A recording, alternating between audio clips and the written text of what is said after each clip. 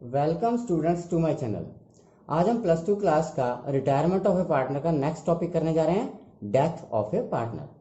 तो मैं आपको बताना चाहूँगा, जब किसी पार्टनर की डेथ हो जाती है तो उसके हिस्से की रकम का भुगतान, यानी जो उसका हिस्सा होता है उसका अमाउंट जितना भी होता है उसके एग्जीक्यूटर्स को पेड कर दिया जाता है, यानी उत्तराधिकारियों को दे दिया जाता है।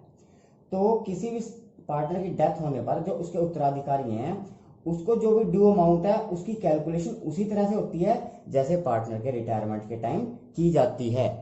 अब डिफरेंस सिर्फ इतना है कि जब पार्टनर की डेथ हो जाती है तो उस डेट तक का, जब उसकी डेथ हुई है वहां तक का लाभ का हिस्सा उसके उत्तराधिकारी लेने का अधिकार रखते हैं। तो पार्टनरशिप डीड में ऐसे प्रॉफिट को निकालने का जो मेथड होता है उसको बताया जाता है।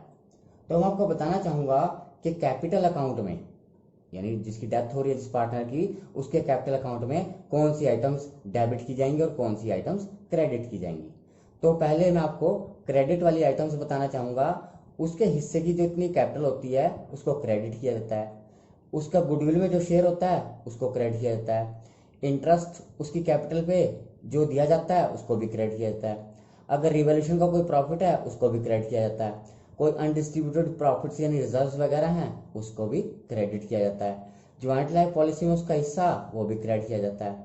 और डेथ की डेट तक का प्रॉफिट भी क्रेडिट किया जाता है। अब बात आती है डेबिट साइड की। तो ड्राइंग्स को डेबिट किया जाता है, इंटरेस्ट ऑन ड्राइंग्स को डेबिट किया जाता है, और लॉसेज को P&L का जैसे डेबिट बैलेंस है उसको डेबिट करेंगे। तो स्टूडेंट्स, अब बारी आती है कैलकुलेशन ऑफ प्रॉफिट की, यानी कैलकुलेशन ऑफ प्रॉफिट कैसे किया जाता है। इसके दो मेथड होते हैं, ऑन द टाइम बेस और ऑन द टर्नओवर या सेल बेस। तो सबसे पहले मैं बात करूंगा ऑन द टाइम बेस की। एक एग्जांपल मैंने लिया है, ए बी और सी, ये क्या थे, पार्टनर्स थे। सी की डेथ हो गई है 28 फरवरी 2018 को। उसका शेयर ऑफ प्रॉफिट हमने कैलकुलेट करना है on the basis of average of last 3 years before death. Profit है 2015 के, 16 के, 17 के जो थे 7,000, 8,000, 9,000 थे। हमने क्या कैलकुलेट करना है, उसका शेयर ऑफ प्रॉफिट, और जनरल एंट्री बनानी है। ये मानते कि अकाउंट क्लोज हो रहा है 31 दिसंबर को। तो देखिए, सबसे पहले हम एवरेज लेंगे 7,000 प्लस 8,000 प्लस 9,000 अपॉन 3, यानी 3 ईयर्स का है, इसमें 3 साल का कहा गया है, तो ये बन जाएगा हमारा 24,000 डिवाइड बाई 3, तो हमारा आता है 8,000 रुपीज। अब हमने करना क्या है, जो 8,000 हमारा एवरेज प्रॉफिट आया है, अब हम देखते हैं कि सी की जो डेथ हो रही है 28 फरवरी को हो रही है, तो दिसंबर को अकाउंट क्लोज हो रहे हैं, तो हमारे पास कितने महीने ऊपर हो गए हैं, 2 महीने ज्यादा हो चुके हैं। तो 2/12 लेंगे, 2 मंथ्स का, 2 मंथ्स अपॉन ये ईयर के लिए 12 लगाते हैं, तो हमारा आ जाता है 1,333 रुपये 33 पैसे। और उसके बाद हम लेते हैं सी का शेयर। अब यहाँ कोई रेशो गिवन नहीं है तो हम इक्वल मान के चलते हैं, तो 1,333 रुपये 33 पैसे में 1/3 अगर निकालते हैं तो हमारा बनता है 444 रुपये 44 पैसे। अब बारी आती है इसकी जनरल एंट्री की। तो एंट्री क्या बनेगी इसकी, हम लिखते हैं profit and loss suspense account. Profit को क्या लिखते हैं, profit and loss suspense account, debit to C's capital account, C's capital account. और किस अमाउंट से होगी, 444 रुपये 44 पैसे से इसकी एंट्री हो जाएगी।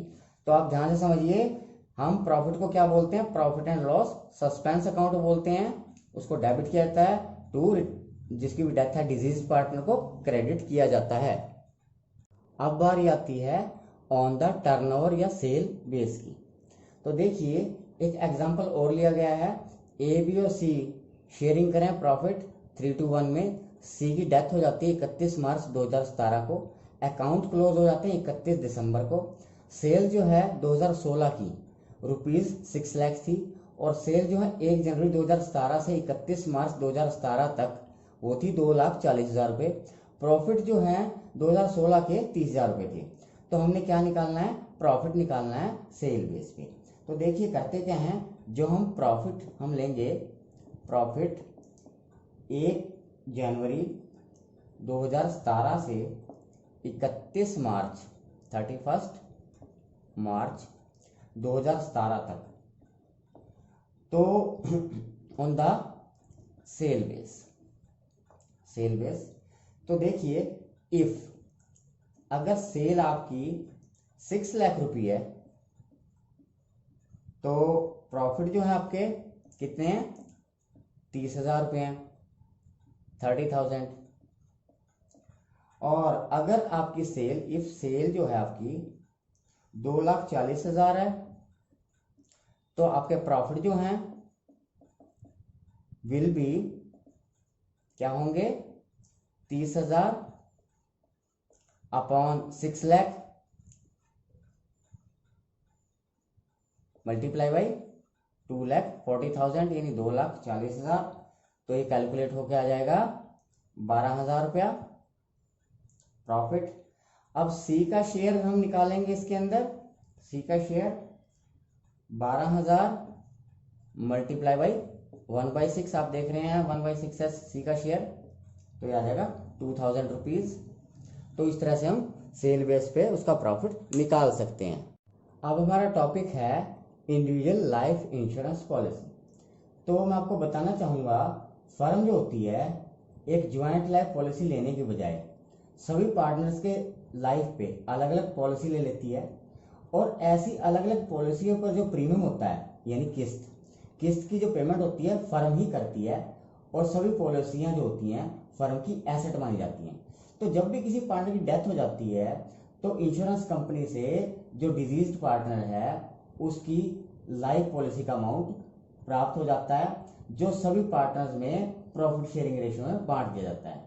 और जो जीवित पार्टनर्स हैं यानी सर्वाइविंग पार्टनर्स हैं, उनकी पॉलिसियां चलती रहती हैं, लेकिन जो जिसकी डेथ हुई है पार्टनर्स की, उसके जो एग्जीक्यूटर्स हैं उनको पेमेंट करते समय जो सर्वाइविंग पार्टनर्स हैं उनकी पॉलिसी का अमाउंट यानी सरेंडर वैल्यू को भी ध्यान में रख के कैलकुलेशन की जाती है। अब हमारा टॉपिक है यानी इसकी एंट्रीज, कि जब surrender value are not appear in books, ये पहला केस है। तो इसके अंदर जो एंट्री की जाएंगी जब सरेंडर वैल्यू अपीयर नहीं होगी, तो पहली जो एंट्री होगी वो होगी पॉलिसी के ड्यू होने पर, जब पार्टनर की डेथ हो जाती है तो हम क्या एंट्री करेंगे, insurance company account debit to life policy account. और सेकंड एंट्री होगी life policy account debit to all partner capital account, ये ओल्ड रेशियो के अंदर एंट्री होगी। यानी कहने वाला क्या हुआ, किसी पार्टनर की डेथ होती है तो क्लेम के लिए जो एंट्री की जाती है दोनों एंट्री कंबाइंड की जाती हैं।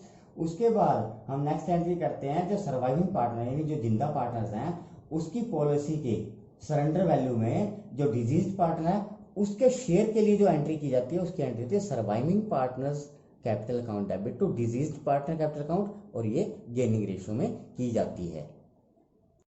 तो स्टूडेंट्स अब बारी आ जाती है when surrender values are not appearing in the books, इसको एग्जांपल से समझने की। एग्जांपल गिवन है, ABC पार्टनर्स हैं, शेयर कर रहे थे प्रॉफिट 432 के अंदर यानी रेशियो के अंदर। फर्म ने हर एक पार्टनर की इंडिविजुअल लाइफ पॉलिसी ली हुई है, A की 4.5 लाख की, B की 2.5 लाख की और C की 2 लाख रुपए की। सरेंडर वैल्यू ईच पॉलिसी की 31 मार्च 2017 को 40% है सम एश्योर्ड की, और A की डेथ हो जाती है 31 मार्च 2017 को। B और C डिसाइड कर रहे हैं शेयर करेंगे profit in the ratio 2:1 in future, तो यानी 2:1 के अंदर वो फ्यूचर में प्रॉफिट बांटेंगे। ये हमारी नई रेशो है। तो आपको इसको एग्जाम्पल को मैं समझाने जा रहा हूँ, तो ध्यान से समझिए। सबसे पहले जो 4.5 लाख रुपए है ए की जो लाइफ पॉलिसी है उसको सभी पार्टनर्स में डिस्ट्रीब्यूट किया जाएगा। तो इसके लिए हम सबसे पहले दो एंट्री करते हैं। 31 मार्च 2017 को जो एंट्री की जाएगी वो की जाएगी इंश्योरेंस, ध्यान समझिए, insurance company account debit to life policy account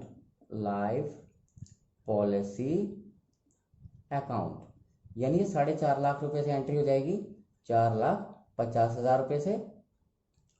और ये जो 4,50,000 मैंने बताया आपको सभी पार्टनर्स में डिस्ट्रीब्यूट हो जाएगा ABC के अंदर, और उसकी एंट्री बनेगी life policy account debit to A's capital account to B's capital account, to B's capital account और टू सीज कैपिटल अकाउंट। और किस रेशो में डिस्ट्रीब्यूट होगा? ओल्ड रेशो में, 4:3:2 के अंदर इसको हम डिस्ट्रीब्यूट कर देंगे 4:3:2 में। यानी 4.5 लाख रुपया हम अगर 4:3:2 में डिस्ट्रीब्यूट करते हैं तो 2 लाख ए का आ जाएगा और 1,50,000 रुपया बी का आ जाएगा और इसी तरह से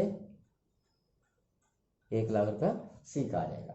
उसके बाद हमारी जो नेक्स्ट एंट्री होती है वो हम करेंगे ए को बी और सी की लाइफ की जो पॉलिसी है उसकी सरेंडर वैल्यू से। तो हम उसमें हिस्सा निकालेंगे बी का। तो अगर हम बी की लाइफ पॉलिसी में हिस्सा निकालते हैं ए का 2.5 लाख रुपए के अंदर, अगर हम 40% निकालेंगे तो ये बन जाएगा 1 लाख रुपीज़। ये बनता है 1 लाख रुपीज़।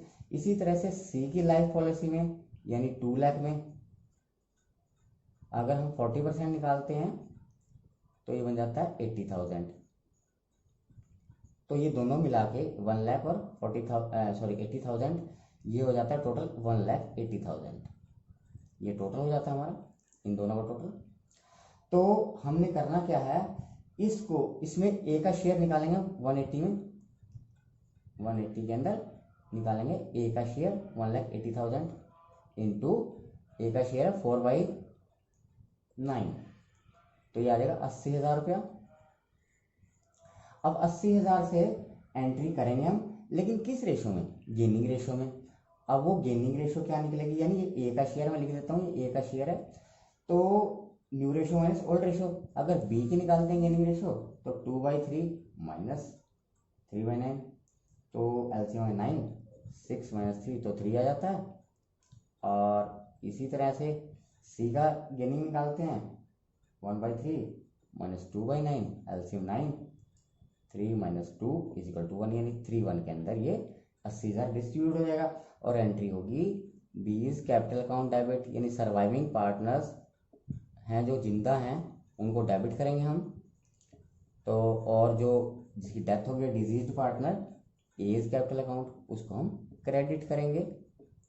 और रेशो होगा 3:1। 80,000 को हम बांटेंगे किस रेशो में?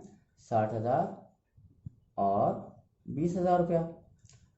तो स्टूडेंट्स आपको अच्छे समझ में आ गया होगा कि जब सरेंडर वैल्यू अपीयर नहीं होती बुक्स के अंदर तो हम उस केस को कैसे सॉल्व करते हैं।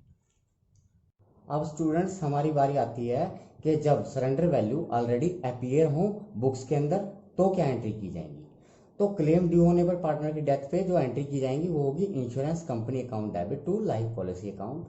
और नेक्स्ट एंट्री होगी life policy account debit to all partners capital account, ये ओल्ड रेशो के अंदर की जाएगी। और जो हमने नेक्स्ट एंट्री लास्ट केस के अंदर की थी कि जो सर्वाइविंग पार्टनर्स हैं उनकी पॉलिसी के सरेंडर वैल्यू के लिए कोई एंट्री नहीं करेंगे हम, क्योंकि वो जो वैल्यूज होती हैं यानी वो जो अमाउंट होता है वो बैलेंस शीट में दिखाया गया होता है। तो स्टूडेंट्स अब बारी आती है इस केस को एग्जांपल समझने की, when surrender value are already appear in books. तो एग्जांपल कुछ इस तरह से है, ए बी सी पार्टनर्स थे, उनका रेशियो था 5:3:2। फर्म ने हर एक इंडिविजुअल व्यक्ति की पॉलिसी ली यानी एबीसी की। सरेंडर वैल्यू है ऑफ लाइफ पॉलिसी की अपीयर है बैलेंस शीट के अंदर 10 दिसंबर 2017 को। वो थी 40,000 ए की, 32,000 बी की और 24,000 सी की। सरेंडर वैल्यू ईच पॉलिसी की 40% है सेम एश्योर्ड की। ए की डेथ हो जाती है यानी 10 दिसंबर 2017 को। बी और सी की फ्यूचर प्रॉफिट रेशियो है 2:1। तो यानी यहाँ पे ये दिया हुआ है कि life policy appearing in the balance sheet, तो यानी surrender value already appear in books, इसका मतलब ये होता है। तो मैं आपको बताना चाहूंगा कि एंट्री क्या होगी। तो सबसे पहली जो एंट्री होगी वो होगी insurance company account debit to life policy account. तो देखिए यहां हमें ए की पॉलिसी कितनी दी है 40,000 की सरेंडर वैल्यू। तो ये सरेंडर वैल्यू 40,000, तो हम इसका फुल अमाउंट निकालेंगे क्योंकि ये 40% है, ये 40,000 40% है। तो हम इसका फुल अमाउंट निकालेंगे 100/40 करके, तो ये आ जाता है 1 लाख रुपीज। तो 1 लाख रुपीज, तो ये क्लेम है जो ड्यू होगा एक ही पॉलिसी पे 1 लाख रुपीज की एंट्री होगी, और क्रेडिट में भी 1 लाख रुपीज लिखे जाएंगे। अब बारी आती है इस लाइफ पॉलिसी को डिस्ट्रीब्यूट करने की। Next entry, life policy account debit to A's capital account, to B's capital account, B's capital account, और टू सी's कैपिटल अकाउंट। तो मैं आपको बताना चाहूंगा कि अमाउंट जो रिसीव हुआ है फर्म को, यानी 1 लाख रुपीज रिसीव हुआ है, और 40,000 ऑलरेडी अपीयर है बुक्स के अंदर, ये देख रहे हैं आप, appear in the balance sheet 40,000। तो 40,000 अगर अपीयर हैं तो हमारा अमाउंट बचता है 60,000 रुपीज। तो 60,000 से पार्टनर कैपिटल अकाउंट को क्रेडिट किया जाएगा, यानी 60,000 रुपीज डिस्ट्रीब्यूट हो जाएंगे ABC में, यानी रेशो क्या रहेगी 5:3:2, और अमाउंट आ जाएगा 30,000 A का, 18,000 B का, और 12,000 C का। तो इस तरह से एंट्री हो जाएगी। और यहाँ पर लाइफ पॉलिसी की सरेंडर वैल्यू गिवन है B और C की, उसमें इसको हिस्सा नहीं दिया जाएगा क्योंकि ये बैलेंस शीट में पहले ऑलरेडी दिखा चुके हैं। तो मुझे लगता है आपको टॉपिक आज का अच्छे से समझ में आ गया होगा। तो अगर आपको मेरा वीडियो अच्छा लगा हो तो इसे लाइक करें, शेयर करें, सब्सक्राइब करें, और बेल आइकन का बटन ज़रूर दबाएं ताकि आपको मेरी हर आगे आने वाली वीडियो की नोटिफिकेशन लगातार मिलती रहे। Thank you for watching.